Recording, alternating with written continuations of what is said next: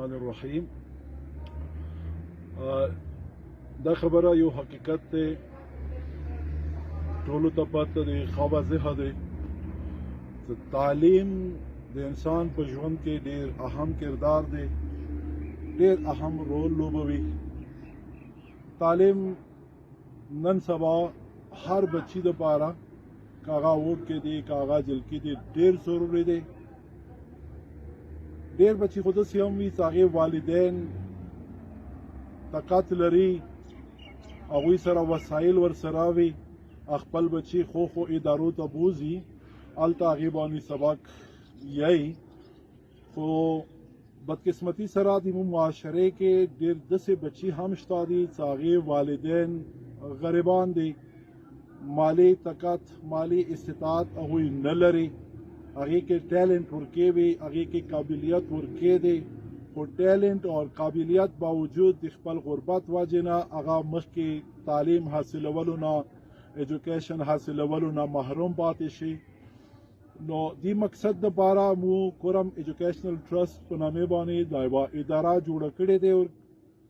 هغه بچي چې هغې کې ټیلنټ دی، هغې کې قابلیت ورکې دی او هغه بچي د خپل غربت وجې نه مخکې سبق نشي حاصلولی، نو کورم ایجوکیشنل ټرست دا بچي سپورټ کوي. هغې دپاره څه شرایط دي، ټیسټونه وغیره دي، هغې شرایطو باندې هغه پوره کېږي او هغه ټیسټ هغه کوالیفای کړي. خو ادارو والا ټیسټونه وي، هغې ټیسټونه کوالیفای کړي، هغې ادارو ته هغه لاړ شي، سلیکټ شي، نو کورم ایجوکیشنل ټرست بیا د داسې بچیو والا مکمل تعلیمي اخراجات برداشت کوي. دې کې داسې هم شوي دي چې موږ باندې د یو بچي 3000 5000 8000 10000 ایون 28000 44000 45000 د یو بچي اخراجات رسي. نو کورم ایجوکیشنل ټرست کوشش کوي چې د دغو بچیو د اخراجات برداشت کړي. اوسه پورې کافي بچیو اخراجات مو برداشت کړي دي، خو ادارو کې هغه سبق کوي. داسې بچي هم شته چې هغه سکولونو کې زیر تعلیم دي، داسې بچي هم شته چې هغه په کالجونو کې سبق کوي. کورم ایجوکیشنل ټرست هغه سپورټ کوي. د کورم ایجوکیشنل ټرست خپل هیڅ وسایل نشته دي، دا صرف او صرف د عوامو د مخیر حضرات په چندې باندې چلیږي. د دې ټرست اراکین بازارونو کې ګرځي، دکان په دکان ګرځي، مخیر حضرات ته ورسي، هغې ته لمنه نسي، هغې ته لاس نسي او هغې نه مالي مدد غواړي. همدغه پیسې دي دا راټولې کې مخکې هغې باندې لګېږي.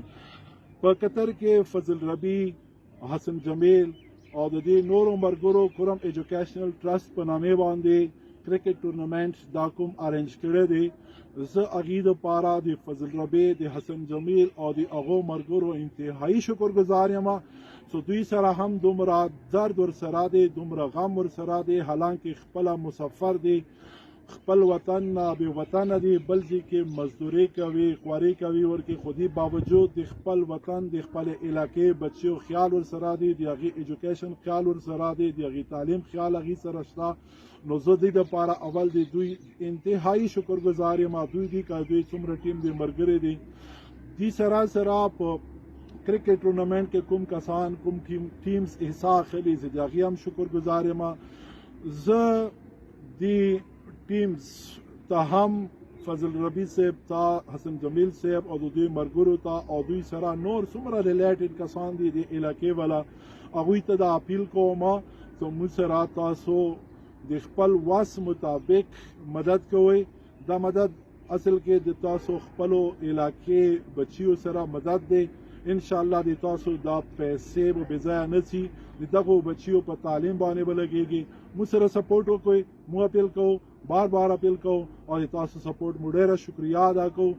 انشاءالله د تاسو دا پیسې به بې ځایه نه ځي، ډېرې ښې به پرې وځي، د بچیو په ایجوکیشن باندې به لګېږي او دا یوه سرمایه دی، انویسټمنټ ته لګول دي. نو زه یو وارې دوباره اپیل کوم چې موږ سره ښه بټور مدد کوئ او دې دپاره زه تاسو بار بار دوباره زړه د کومې نه شکریه ادا کوم. ډېره مهرباني شي.